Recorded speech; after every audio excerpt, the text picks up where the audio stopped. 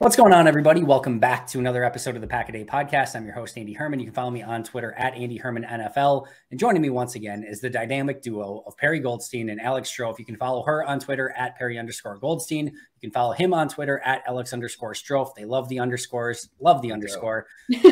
Underscored enough. Friends, how the heck are you doing? Good. Perri, we're a dynamic duo, apparently. That's good for us. I think we've been promoted to dynamic duo, so that's good. I mean, Andy left himself out completely. We're a dynamic trio. I'm joined by a dynamic duo. Okay, fine. Well above a dynamic trio. We're a tremendous trio or something. I don't know. But you two are a dynamic duo that I'm joined by today. So that's where I went with that. Got it. A week away from WrestleMania, like a month away from the NFL draft. The Final Four is set. I'm fired up, guys. Let's go. It's such an awesome period of time where there's just so much going on, and almost like too much where it's just overload. You got baseball starting this week, right? It's almost overload, but in a very good way. Like NBA playoffs, NHL playoffs, both starting in like a couple weeks. Yeah. Like, man, it's going to be very crazy, very fast. But we are going to talk Packers because that's what we do. And we're at this sort of interesting, not like pivot point, but we're definitely at an interesting point in the offseason where a lot of teams have made a lot of moves, and we've seen some very interesting kind of cheapish deals like Mike Gesicki, Dalton Schultz go for a little bit cheaper. You've still got guys like Odell Beckham that are on the market. And I think a lot of Packer fans, and maybe you guys can tell me just how you're feeling and kind of the temperature gauge in Packer Nation right now, but it does feel like there are some antsy Packer fans. You look at the NFC North as a whole, and there's nobody that scares anyone in the NFC North. You're not looking at the NFC North and be like, oh, there's one team up on top and nobody's catching them. Like there's nobody there that scares you. And it does feel like there's some opportunity for anyone to kind of go and grab that division. Yet Green Bay has made completely special teams moves up until this point. They haven't dabbled in free agency outside of Tavares Moore, Matt Orzech, long snapper. That's been it. And then kind of resigning some of their own guys. So Perri, I will start with you, just sort of your overall thoughts and just kind of gauging your temperature on the Packers offseason so far. This is exactly what I expected. The Packers have no money. Like, I understand that it's free agency can be a very exciting time. There's lots of fun names out there. This honestly hasn't even been that fun of a free agency. And we have the most exciting news. We have the news, the domino in Aaron Rodgers. So like, if you're antsy for some moves, just like wait for this trade. I don't know. I think it's pretty clear that everyone's still kind of reeling from what COVID did to the cap, because you can see that very few teams have enough money to make any like major moves. And those teams that do are bad and need to make moves. They need to spend money, like the Bears. So this is just exactly what I expected. I love all the special teams moves. It obviously goes hand in hand with Rich Bisaccia getting promoted. This team, and we'll get into this episode, but like this team isn't in a position to be like making big splashes. Like that's just not where they are this season. They have to kind of like set everything right. So I think they're making like nice little building block moves, but nothing crazy. They also kind of can't because Rodgers is still on the books. And like, how can you go out and even sign like a 1 year, $9 million for Dalton Schultz if you have no idea if that's going to be all of your cap space for the rest of free agency? Alex, before you get there, I think you bring up something that's very interesting, Perri, in how we're starting to see teams operate. You mentioned sort of the fallback from all of the COVID stuff. And I think everyone's expecting the salary cap to explode in coming years, which I think is going to course correct a lot of this. But I also think for the first time, we are really seeing the sort of swing back from some of these teams like the Saints, like the Rams, like the Bucks, like the Packers, who have sort of gone all in recent seasons, at least from a salary cap standpoint, and borrowing from future salary caps to kind of pay for players in previous years. And you see some of these teams now, specifically, I think the Rams is probably the perfect example of this, who have kind of gone in an exact opposite direction of selling players off, not buying in free agency. And I do think we are going to enter a phase now with how teams are so aggressive when they do go for it, that the swing back is you're going to have 5, 6, 7, 8 teams in any given offseason that are just like, we have no money to spend, or we are not interested in spending. We are selling, we are trading players away. And I think we're starting to see that kind of for the first time, but that's another maybe story for another day. Alex, what are your thoughts on the offseason so far? Well, yeah, Andy, be careful with that term all in, right? Because I think Packers fans are still a little angry that they didn't actually go all in. In terms of cap, obviously they did, in terms of continually kicking the can down the road, and here we are. But there's two aspects to this, right? There's the realism aspect, which I think Perri summed up beautifully.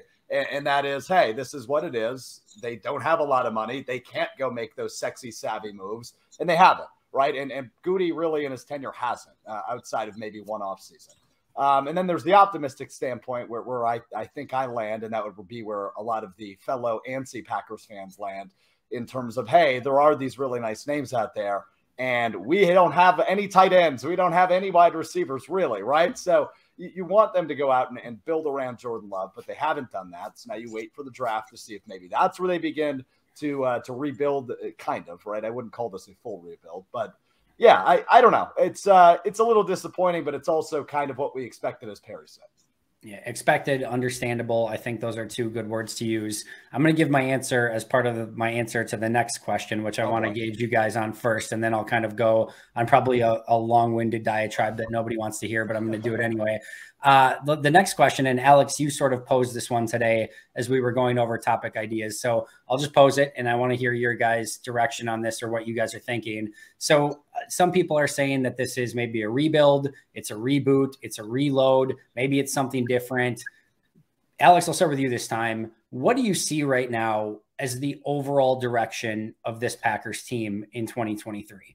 Well, I asked this because I don't know the answer, Andy. I have no idea, right? Like, this clearly isn't a reload, because that would play more into the fact of what Perri talked about before, where they're going out and actually making signings or making trades, or right. Elijah Moore, I don't remember what he got traded for, but it wasn't like it was super, yeah. Right. Exactly. So I don't know what this is. And that's what makes me very antsy and nervous, to use that word again, leading into this 23 season. While I am excited, I finally accepted it, right? I've gone through my 5 stages of grief.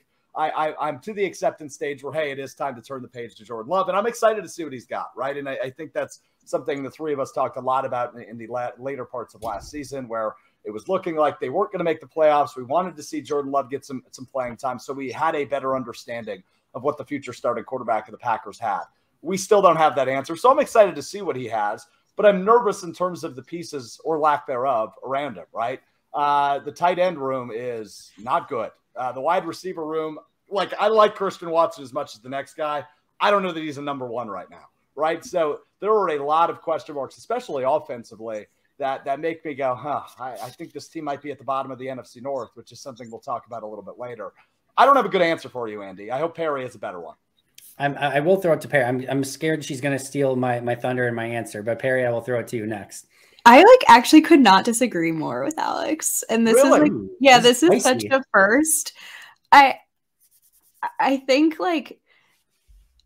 it has to be this way this year. This to me is a rebuild. Like, anytime you are moving on from a franchise quarterback, you're in rebuild mode, right? Like, I feel like people could look at the Patriots after they moved on from Tom Brady. Like, they're kind of in rebuild mode. They took Mac Jones. They're trying to figure out what's happening with him. They're trying to find pieces around him. They're kind of flailing about a little bit. Like, smart NFL teams can maybe turn things around in a season or two. Some others struggle. Like, we've seen the Broncos since they won the Super Bowl, right? They haven't been able to figure it out. It's all about the quarterback. This year to me is like the start of what's hopefully a very quick rebuild for the Green Bay Packers. You're moving on to a new quarterback. It's going to be a completely different team. You have a lot of the same pieces. And I think that's why Packers fans are so hesitant to call it a rebuild, because the defense is pretty much staying the same. And you've got Aaron Jones, and the Packers took 2 really great wide receivers last year. And so all of a sudden you're saying, well, it's not really a rebuild but it is. It's going to be a new offense with a new quarterback. So this year to me is like a buffer year. It's, let's see what we can get with what we have. I'm not going to curse, screwed our cap with the last guy. We've ripped the Band-Aid off now. We're going to have to deal with it this season. And then we're using all these terms, reload when the cap resets itself, like we just talked about, and actually really start to build this thing. But this year is a rebuild. And like, I've been talking about this on Pax What She Said. I'm going to say it here now. I really hope fans have like really, really low expectations. I'm not talking like expect Jordan Love to be bad. Of course, we want him to be good. But the Packers as a whole are going to really struggle this year. If they don't, great. I'll eat crow. That's fine. That'd be awesome. But like, they're going to struggle. They're putting pieces around a new guy. They're going to have I think a really young team, which is exciting. We love a young team. Packers have been an older team for quite a minute, right? So I think like whatever rookies they take, whoever they're able to get in free agency, it's going to be street moves that we've seen, right? They got more. He's not going to be a starting safety. They can't do those things. So they're in rebuild mode for like the next, like probably 2-ish seasons. Now they have to figure it out quickly because like they put themselves in a bad position with Jordan Love's contract and like the amount of time he's been sitting behind Aaron Rodgers. But this is not like any kind of retool, reload, go all in. Like this is, sorry, Packers fans, what a rebuild looks like. Yeah, no, I think you've now reverted me back to somewhere in the middle of the 5 stages of grief because I'm not ready to accept this as a rebuild. However, I think you summed it up well, right? And I think here's the other thing I'll say. We talk about going all in, and we always say, like, there are many different ways to go all in. For sure. Every team does it differently. The Rams did it differently. The Bucks did it differently. We've seen the Packers attempt to do it in a very different manner. So I'm going to also say, rebuilds also look different. Like this is the Packers version of a rebuild. They haven't had to do it in like 30 years. They maybe thought they kind of did it with Rodgers, and then it turned out Rodgers was amazing, and all of a sudden 1 year later they're contenders. But like this is going to be a Packers version of a rebuild, and it's going to be very heavy on draft and develop because that's who they are, and it's going to be very heavy on getting the street guys because they're very good at finding undrafted talent, and then they're going to hope that Jordan Love is the guy, and they've put enough pieces around him. Hope is not a strategy. That's all I have to say. Go ahead, Andy. I'm saying hope. They probably have a much better and more analytical strategy.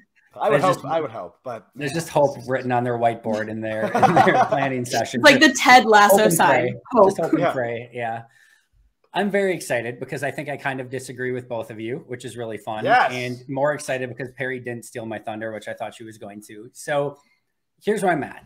And this might be a little long-winded, so I apologize in advance. But when the offseason started, I went through 3 different potential offseason plans. And basically the 3 that I laid out was a complete ripping of the Band-Aid. You nuke your contracts from Bakhtiari and Aaron Jones, and you trade away Aaron Rodgers, and you basically try to get, you move on from Preston Smith, Adrian Amos, just you try to get kind of as young as possible. Kind of knew Green Bay would never really go in that direction. Even that was extremely complicated because you don't really get any salary cap savings now. In fact, some of those players you're almost even paying at least as much, if not more than, for this year's salary cap than you would be if you just kept them on the team. So that made it incredibly difficult to actually just do a full rip the Band-Aid in a complete full rebuild in any sort of major way.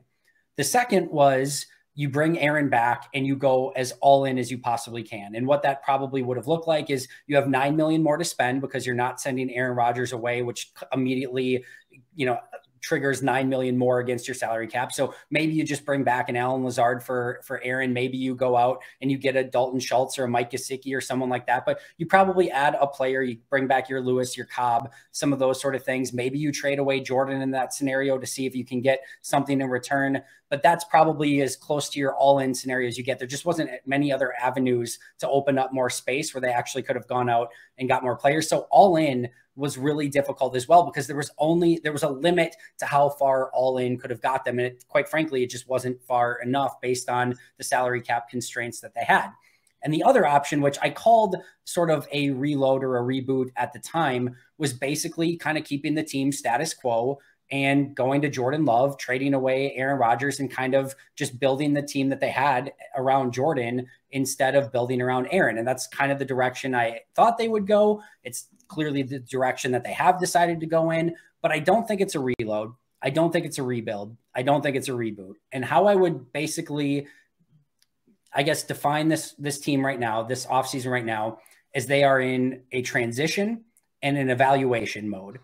And the reason that I say that is there's only one real transition. They kept the GM, they kept the coach, they kept the defensive coordinator, offensive line. Yes, they're moving on from a couple of receivers and tight ends, and there's going to be some fluctuation there with some younger guys. They basically have kept the entire defense. Yes, there'll be a Dean Lowry gone. Adrian Amos might be gone. But for the most part, as far as off seasons go, this is almost as much of a same team year over year that you could possibly have, save for going from Aaron Rodgers to Jordan Love, which is a massive transition, but that is the transition that you are making. You are transitioning from one quarterback to another.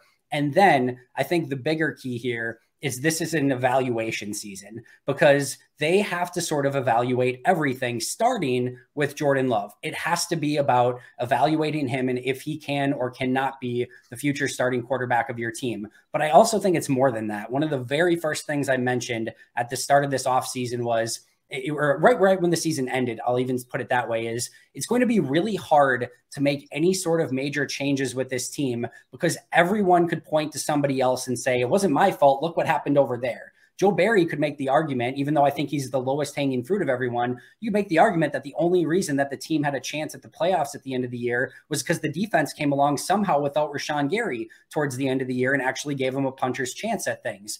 Matt LaFleur can say, hey, I won 13 games the last 3 seasons. It's not on me. Brian Gutekunst can say, hey, do you remember what this team looked like before me taking over? We brought in Matt, and then we went on 13-win seasons, 2 NFC championship games. Like that, look what I've done in my time. And like, you can go person by person. Even Aaron Rodgers, you could basically say, like, you're going to pin this on me? I was the back-to-back MVP 2 years ago. You think all of a sudden I just declined that much? No, it's because you traded away Devontae, and like, I didn't have weapons anymore, and I had injured ribs and a thumb. Like, it's not me. Like, you could go one by one, and it's just sort of the ultimate Spider-Man pointing meme of everyone pointing at somebody else and being like, not my fault. And that made it really difficult to evaluate any one person and say, all right, it was this person's fault, we're going to move on. And I think now, with moving from Aaron to Jordan, you have the opportunity in this upcoming season to evaluate everything, evaluate everyone, see what happens without Aaron, see if Jordan can be the guy, see if, all right, is the offense an issue? Is this a Matt LaFleur issue? Is the defense an issue? Do we know now for sure that this is a Joe Barry issue? Like, I think you can evaluate kind of everything. And I don't know that they had any other option than to go in almost that exact direction. I've talked about ad nauseum that moving forward for another year with Aaron, just the opportunity cost and the risk with that was far too high. So they almost had to go to Jordan based on the contract and basically being able to get things in return the way things were. So it just made sense that, hey, instead of moving on from Joe Barry, instead of making a bunch of crazy moves, instead of doing all this, we're going to go from Aaron to Jordan. We're going to transition, and we are going to evaluate absolutely everything. So that's where I kind of come down on this offseason and what this team is going to be in 2023. It's a transition year and an evaluation year. So I actually think we agree a lot more than you think. Maybe we just called it something. Said it a lot better. Well, but I totally agree. That to me though, Andy, sounds like a rebuild, because ultimately you are rebuilding the team around a new quarterback, and that really is that difference matters the most. See, I guess to me, the Rams are doing a rebuild right now where, like, yeah, they're keeping Stafford because they don't have much choice. I'm sure they would actually love to trade him, but like, to me, that team going away and trading away, Jalen Ramsey and trying to get picks in return and like not really going out and signing anyone and basically kind of like tearing that team down. To me, that is more of a rebuild than what Green Bay is going through, where they're kind of keeping everything the same, save for literally the quarterback position. Yeah. The way I interpreted that, and tell me if I'm misinterpreting, was that they are like a year away from a rebuild, right? This is the transition period. We could be rebuilding in 2024. That's the way I interpreted what you just said, Andy. I would almost put it a different way.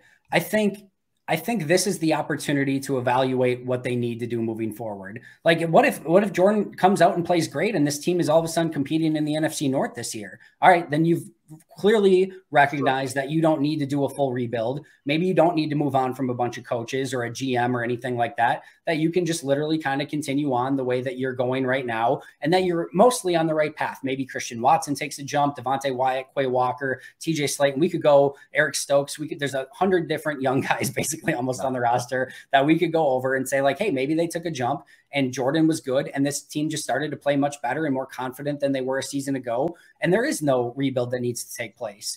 Maybe this team struggles and it's another, 8-9 season, 7-10 season, whatever. But there's signs that a lot of progress was made. And like that season with a new quarterback starting for the first time may feel a heck of a lot different than a 8-9 season did with Aaron and trying to win everything a season ago. That might actually feel like, all right, we actually think we're headed in the right direction. Or maybe things just go terribly wrong and Jordan isn't the quarterback that they expected, or the offense falls apart. The defense is even worse than they were a season ago. Maybe the special teams takes a step back, and maybe this team is selecting in the top 5, top 8, top 10 of the draft next year. And now you have to make that difficult decision of, and I think you're going to have a better evaluation of, was it Joe Barry? Was it Brian Gutekunst? Was it Matt LaFleur? Was it all of the above? Is this we have to tear everything down and rebuild it? Is this all right, we just need to move on from the defensive coordinator and maybe see if Jordan, needs some competition next year? But this to me is that's why I call it an evaluation year. Is I don't think we can know what needs to take place in 2024 until we literally see what plays out in 2023. This is why I call it like a different version of a rebuild, because I totally agree with you. But the Packers as a franchise have always planned for the now and planned for the future. This is the way they operate. So they've set themselves up, regardless of, they could have made a Super Bowl, won a Super Bowl in the last 3 years with Aaron Rodgers. That they were always also thinking about this season as a possibility, because they took Jordan Love and they knew there was a transition at some point. Maybe not, maybe they traded him away, right? That was probably always, but they had this backup plan. And so fans get mad because they never do a Rams thing where they say, screw the future, we're going all in because that's fun and sexy. But the Packers have set themselves up to actually be in a position where they don't have to tear the entire ship down, and they can say, we've got some pieces we really like. Now we just have to figure out this year, who's here to stay for this next version of what the team looks like. Yeah, it's a Packers version of a rebuild. I think that's fair. I think this is not your nuclear, we're going to tear everything down and actually rebuild from scratch rebuild. This is what we've seen, how the Packers would like their rebuild to look. Yeah, and maybe they have to do that. Maybe they see this season and they're like, we totally messed up, and that's just something we're going to have to live with now. But I think as I'm obviously just continuing to back up my own opinion, so maybe other fans don't agree with me, but as a fan, I'm glad that they do this. I'm glad they've at least given themselves the chance this year to have the option to be competitive. Do I think that that's likely? Because Andy, you laid out the scenario, right? Where all of a sudden this team's pretty good and maybe they're going for a wild card spot. That actually isn't that crazy, because this team's really built a nice nucleus here. Yeah, I think that's fair. It's wait and see period. It's wait and see time, right? Jordan Love is the biggest domino here, to use a term Perri used earlier, right? If he's lights out, which I think we would all agree probably isn't likely in year number 1 of him as a starter, this ain't a rebuild. This is all of a sudden, hey, a team that's going to be able to compete for the next foreseeable future, right? 5-10 years. If Jordan Love is that dude, which again, I don't think any of us expect him to be in year 1. Could he be down the road? Maybe. But now my mind's spinning, and what I'm thinking about while you guys are discussing this is, how much time does everybody get, right? We know Jordan Love gets 2 years, given the fact they will pick up his 5th-year option here later in the offseason. We assume he'll be the starter in 23-24. How much of a leash does Matt LaFleur have? Perri, you and I have talked about this at length on this podcast over the course of the last 6 months. We both agree he deserves the benefit of the doubt. He's safe after this year, even if they win 3 games, right? I have no doubt Matt LaFleur is the head coach in 24.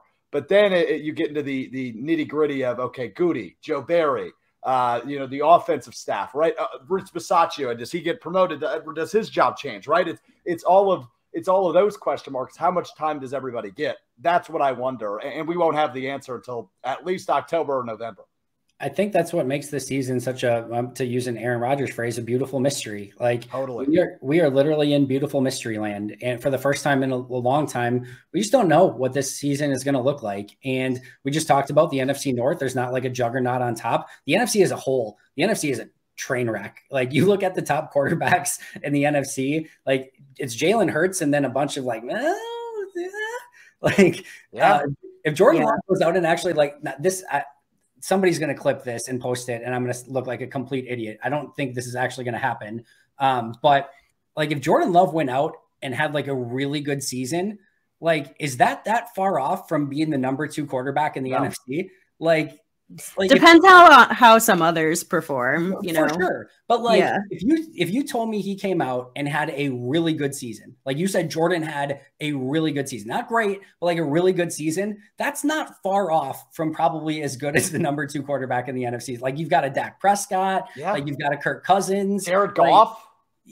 Jared Goff, like Derek Carr now. It's not that good. So the NFC is wide open. The NFC North is wide open. And, you know, so that's what makes this such an interesting season is if you told me next year the Packers finish, if you told me they won the North, if you told me they got a wild card, if you told me Jordan Love was really good, if you told me Love struggled, if you told me they picked in the top 5 of the draft next year, if you told me like any of that, I'd be like, yeah, that could happen.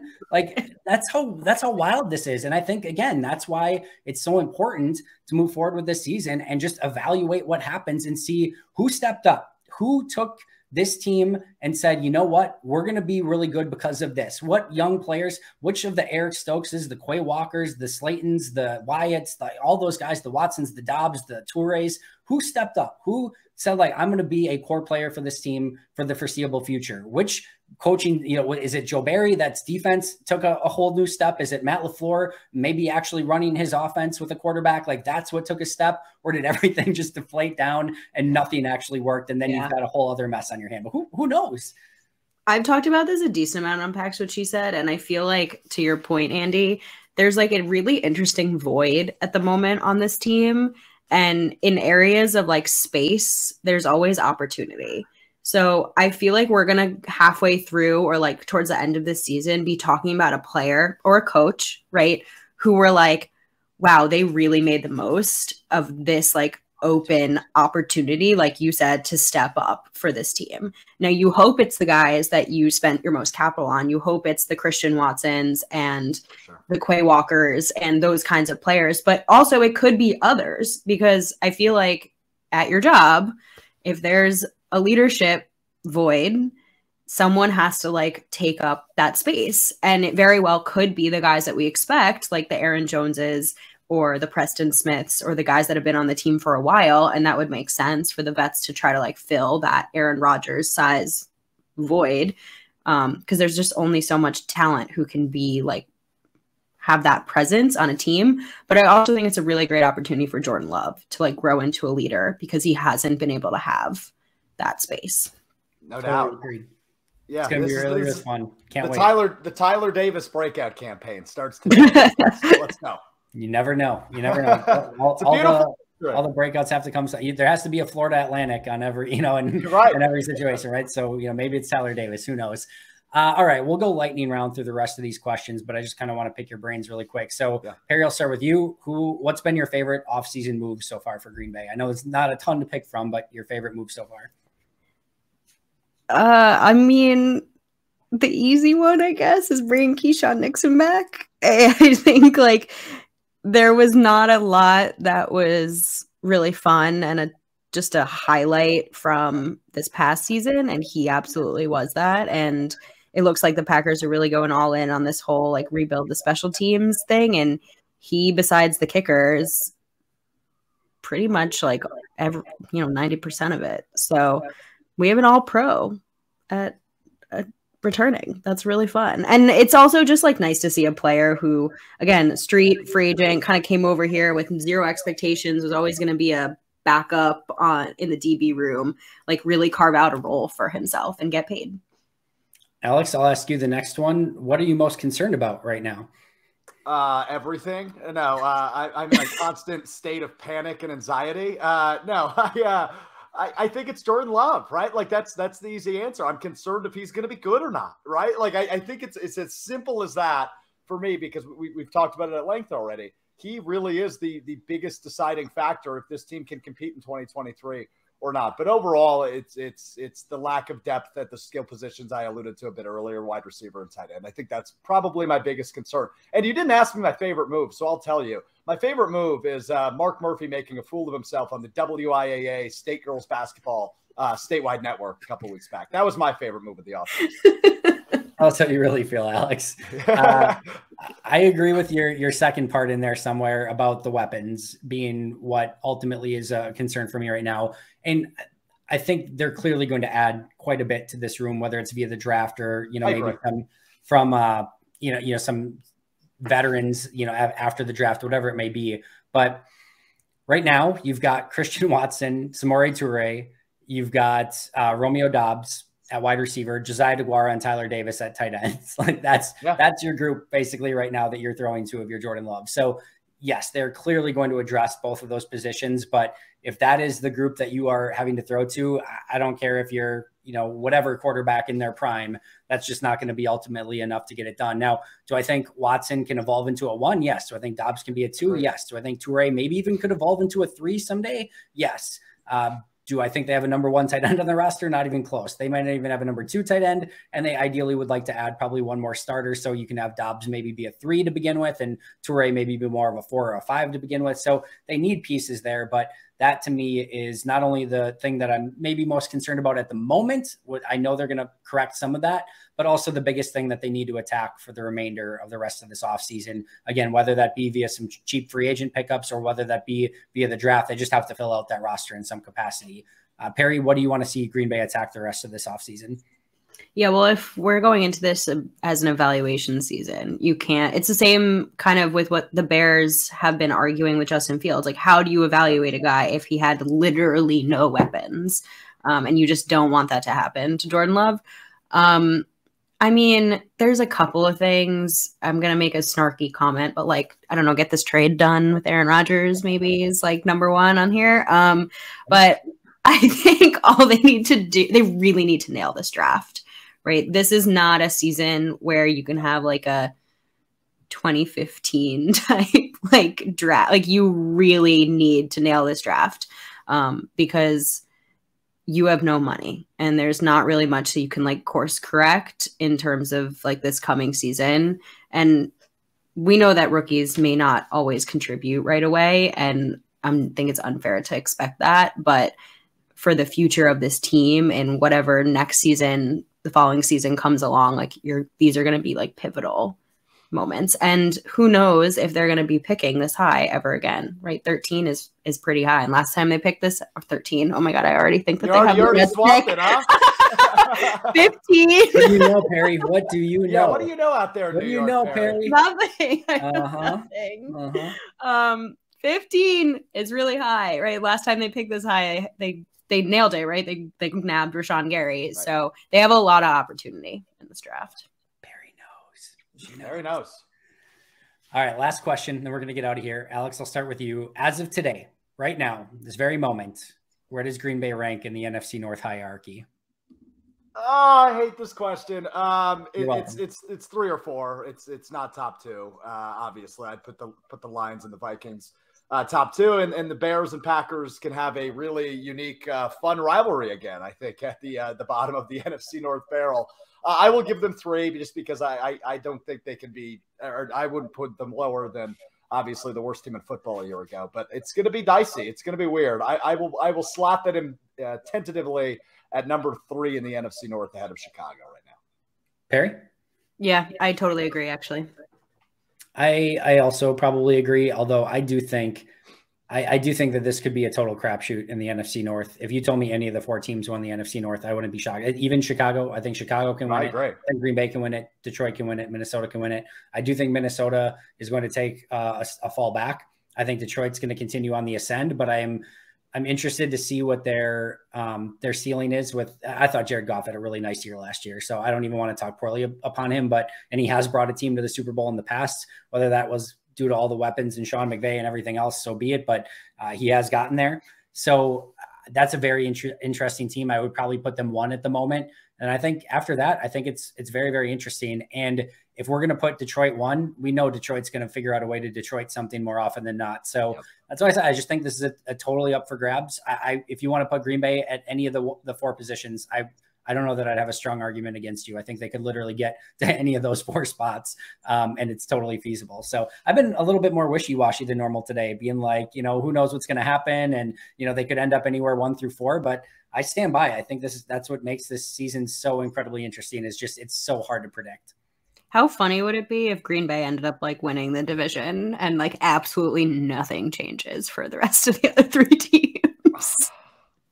It'd be pretty amazing, honestly. Yeah, amazing would be the right word selection there. Yeah, I don't know, man. I this is my therapy, bi-weekly therapy. I look forward with the 2 of you. And I am not feeling a whole lot better today. I got to be honest. Sometimes it takes a couple days after therapy for it really to sink in. You just got to process. Just process. Good. I'm going on spring break this week. So Fort Myers, here I come. Maybe that'll help. Who knows? Here's your moment of zen for the day.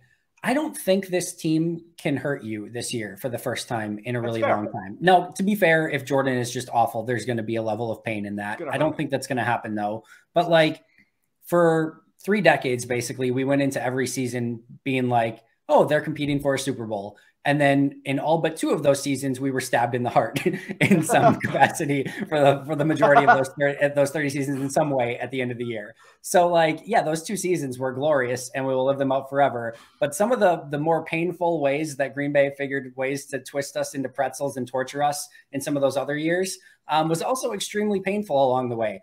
I don't think this year can be that painful. So I think that is your moment of zen. Just enjoy the ride this year. Evaluate. It is a transition year. Evaluate everything. And then next year in the offseason, then we can pull out either the pitchforks and the daggers, or we can get all excited again and get ready to be hurt. How the hell is this zen? You have referenced stabbing in the heart and now pitchforks. This is not zen at all. This is morbid as hell, Andy. What are we doing? Welcome to Packer fandom. Absolutely. Amazing. Perri, final thoughts?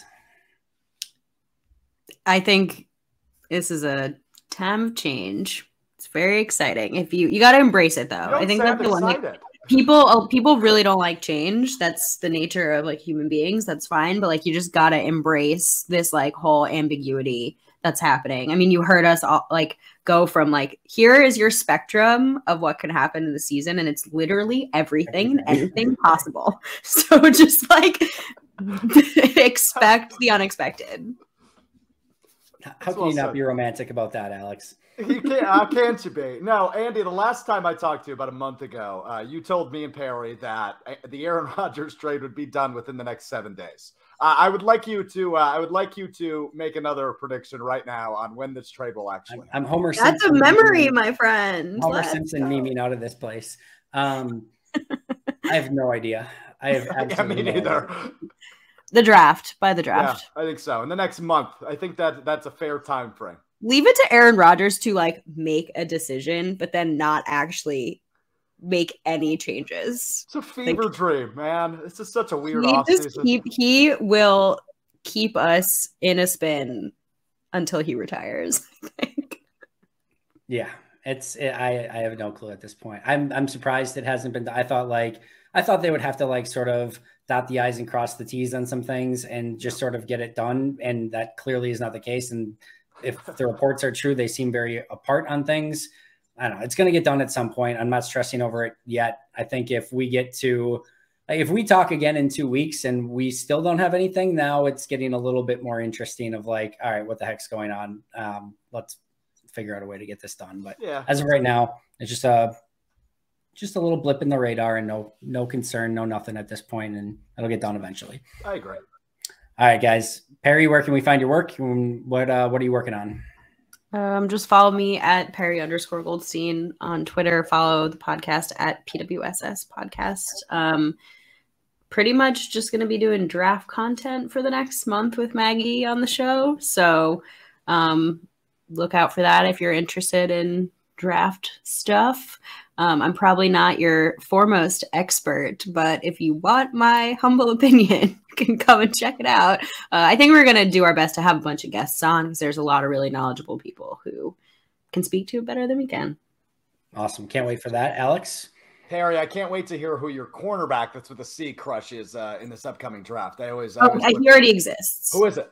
It's Christian Gonzalez. He's okay, amazing. Yeah, fair. Yeah. Go Ducks.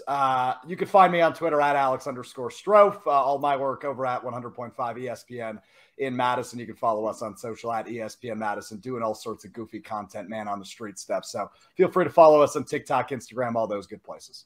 Awesome. Make sure to follow both of them. They're both amazing. You can follow me on Twitter at Andy Herman NFL. You can follow the podcast at Packaday Podcast. Please make sure to subscribe if you have not already. We will see you guys right back here tomorrow. But until next time, and as always, go Pack Go. Go Pack Go. Go Pack!